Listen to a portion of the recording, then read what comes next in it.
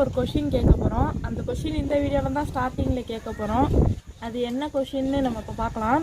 எல்லாத்துக்குமே ஒரு டாஸ்க் இருக்குது. அது என்ன டாஸ்க்னால், இந்த கேட்குற கொஷினுக்கு யார் ஃபஸ்ட்டு ஆன்சர் சொல்கிறீங்களோ அது வந்து கமெண்ட்டில் பின்னாயும் இருக்கும். அதுவும் இல்லாமல் நெக்ஸ்ட் வீடியோலையும் சொல்லுவோம். கொஷினை இங்கேருந்தே ஸ்டார்ட் பண்ணிடலாம்.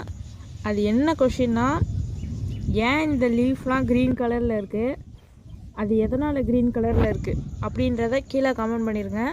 பண்ணிட்டீங்கன்னா அந்த கமெண்ட் பின் ஆயிரும். நெக்ஸ்ட் வீடியோலேயும் அந்த கமெண்ட் நான் ஸ்க்ரீன்ஷாட் எடுத்து போடுறேன். இது கரெக்டாக ஆன்சர் சொல்லிடுங்க. கரெக்டாக ஆன்சர் சொன்னால் மட்டும்தான் அதில் பின் ஆகும். ஃபஸ்ட்டு நமக்கு வந்து ஒரு பிளேட்டு தேவை. அந்த பிளேட்டில் மண் போட்டுக்கோங்க. அந்த பிளேட்டில் வந்து நடுவில் சென்டராக வந்து ரவுண்டு போட்டுக்கோங்க.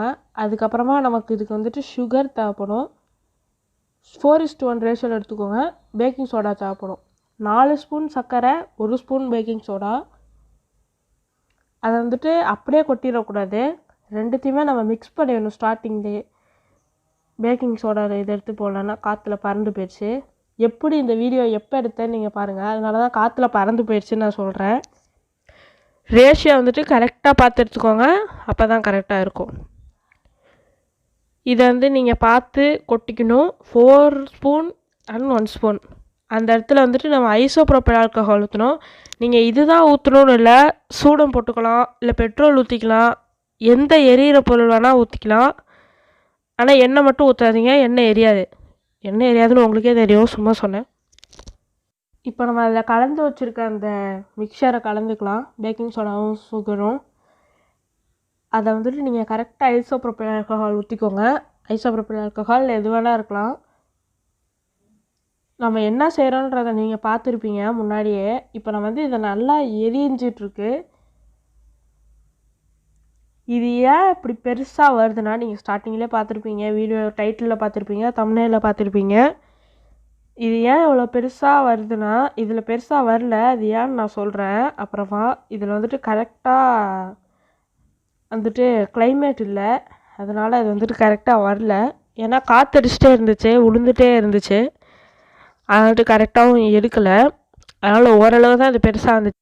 இது ஏன் இப்போ நடக்குதுன்னு பார்க்கலாம். நம்ம வந்துட்டு பேக்கிங் சோடாவையும் சர்க்கரையும் நம்ம தனித்தனியாக ஹீட் பண்ணோன்னா, சர்க்கரை ஹீட் பண்ணுறப்போ நமக்கு கார்பன் கிடைக்கும். பேக்கிங் சோடாவை ஹீட் பண்ணுறப்போ நமக்கு வந்துட்டு கார்பன் டை ஆக்சைடும் வாட்டர் வேப்பரும் கிடைக்கும். இதனால தான் பாம்பு வந்துட்டு பெருசாது.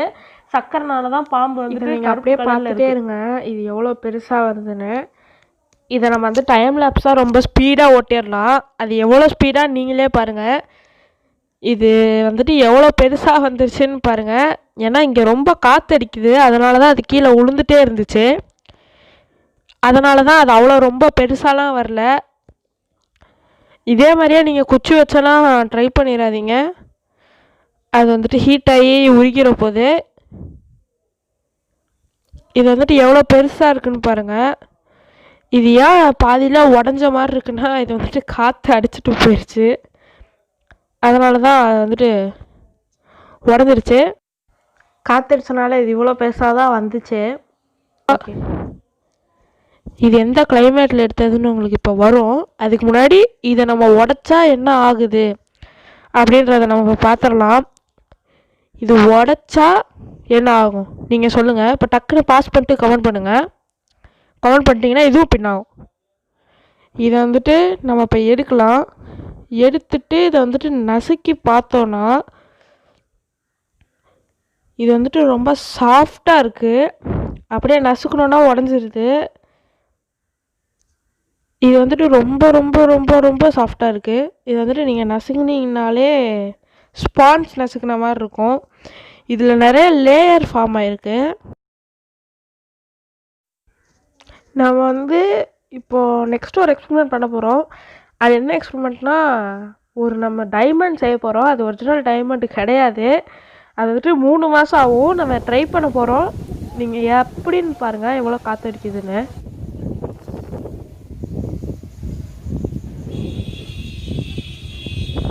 இப்படி ஒரு காற்றுல வீடியோ எடுத்தனால தான் அது ரொம்ப பெருசாக வரல. இந்த வீடியோ உங்களுக்கு பிடிச்சிருந்துச்சுன்னா லைக் பண்ணிடுங்க, ஷேர் பண்ணிடுங்க, சப்ஸ்கிரைப் பண்ணிடுங்க. நெக்ஸ்ட் வீடியோவில் பார்க்கலாம். பாய்.